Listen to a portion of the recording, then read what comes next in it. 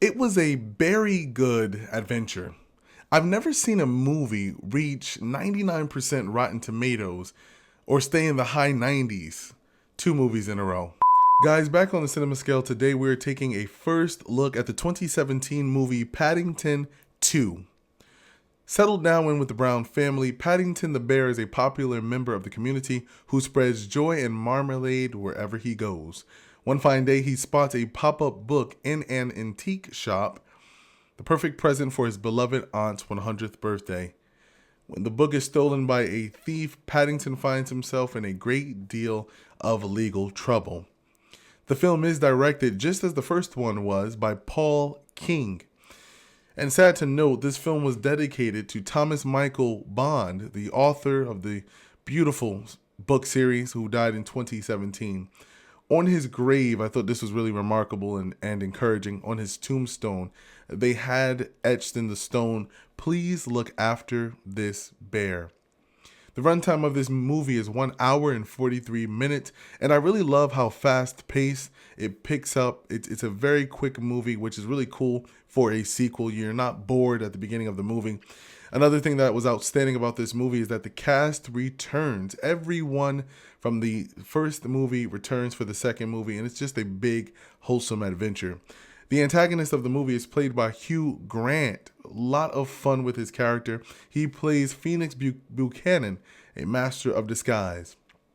The film focuses on Paddington adjusting to his new life in London. The neighbors love him now. He's really fitting in with the Brown family. He's growing as a character. He's developed. He's helping people. He's bettering people's lives. And he feels this remorse that he can't share all of this with his beautiful aunt. So he tries his best to let her feel the London magic by getting her a pop-up book for her 100th birthday.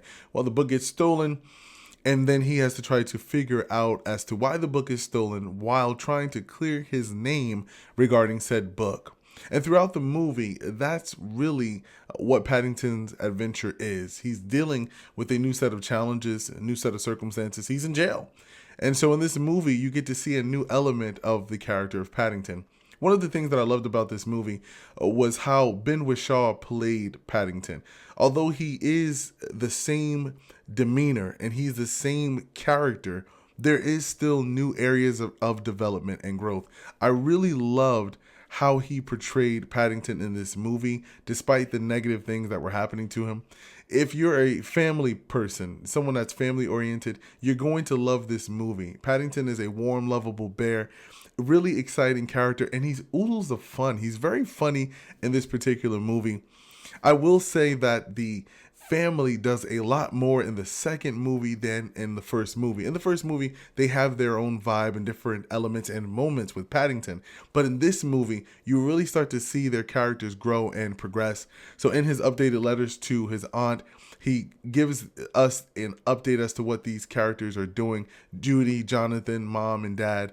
And I find that to be unique because it's a progression here. So the first movie, we were in one location. The second movie, now we're progressing. And that's really important for a sequel. If you're going to have a movie with the same characters returning, the same kind of elements, there still needs to be growth. And this movie highlights that. It's double the fun, it's double the adventure, and it's a lot bigger. Hugh Grant was brilliantly cast. I really loved his presence on screen. He's a phenomenal antagonist of this film. And then they bring back some of those graphic elements from the first movie, like the tree in the background that's changing on the wall, showing that there's different seasons coming up. There's some nice storytelling techniques in this movie. And then the antique shop is a reoccurring theme that we're starting to see in this particular movie. I do love just how much fun you can see in the chemistry with the cast. I really love seeing that on-screen chemistry with the cast, that they're more so family on screen and off versus just being thrown together for this project. It will definitely make you feel something for your family. Watching this movie and seeing this bear grow through this adventure, going through adversity and hardship, you really will be able to redefine certain moments of struggle in your own personal life. It's a story that's being told from a book series, and you still feel that book element. As I mentioned in my last review, it's like Mary Poppins meets Winnie the Pooh and Beethoven. They take all of these elements and they just bring them together, and it makes it so much fun. Now, in the first movie, the villain that Nicole Kidman plays, the villain was very creepy. Like, we're trying to stuff people and carrying on, and that was one avenue that drove that movie. But in this particular movie, the villain is much more comedic. He's a lot more funnier than creepier. He's a lot more grimier than nastier. And that's one thing I loved about the character that Hugh Grant plays in this particular movie. I do love that they also gave the relative that's living at home with them more to do in this movie than in the first movie. The grandmother, she does a little bit in the first movie, but in the second movie she's doing a little bit more. And it's always nice to see characters grow in that way, because it just adds to the story of what you're telling.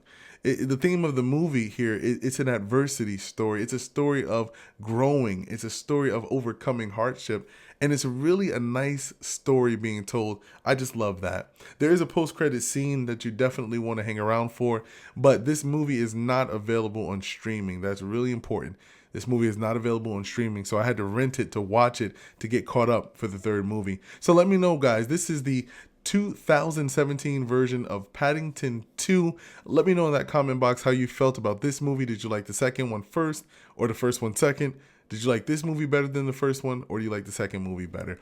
Other than that, guys, if you want to know what I thought about Paddington in Peru, click the next video and we'll catch you on the next review.